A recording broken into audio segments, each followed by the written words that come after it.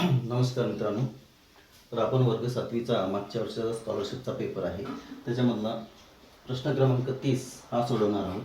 प्रश्न असा आहे, एका वर्तुळाकृती बागेचा व्यास 700 मीटर असून या बागेभोवती 5 पदरी काटेरी तारेचे कुंपण करावयाचे आहे. जर तारेचा दर प्रति मीटर 60 रुपये असेल तर कुंपणासाठी एकूण खर्च किती येईल?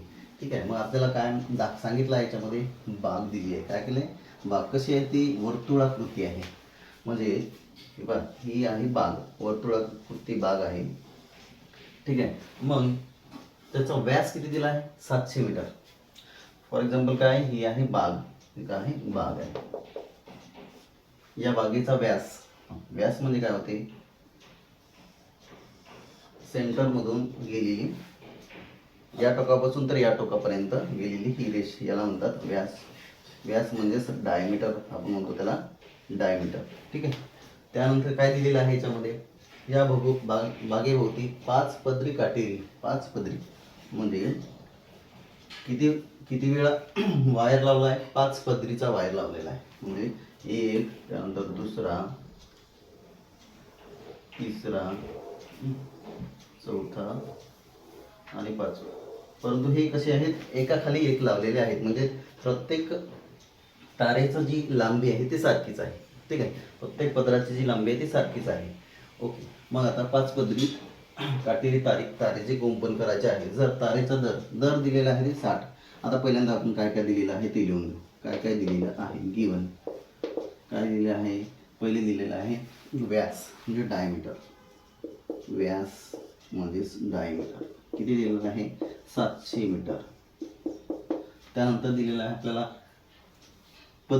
पदरी म्हणजे काय म्हणतो आपण त्याला, रोज.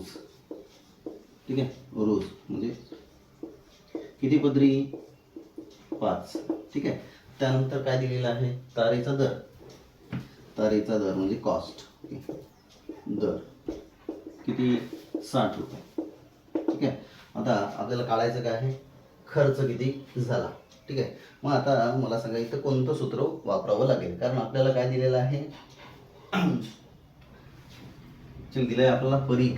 काय दिलं आहे, परीघ. मग परीघाचं सूत्र वापरावं लागेल आपल्याला. मग परीघाचं सूत्र काय आहे, ठीक आहे, परीघ,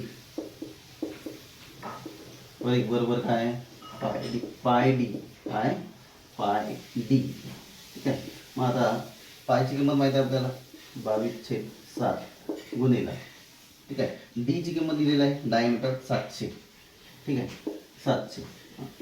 आता हे जे आपण आता परीघ काढत आहे तो एकच काढत आहे, म्हणजे एका पदराची काय काढत आपण, लांबी काढत आहोत. ठीक आहे. आपल्याला 5 पदर दिले आहे.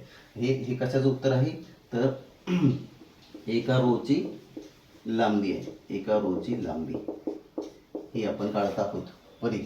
ठीक आहे. मग आता 7 याला भागलं, 7 1 7, हे झाला 100 म्हणजे 22 गुणिला 100 किती होतात, हे 22 1 22 आणि हे 2 0. ठीक आहे.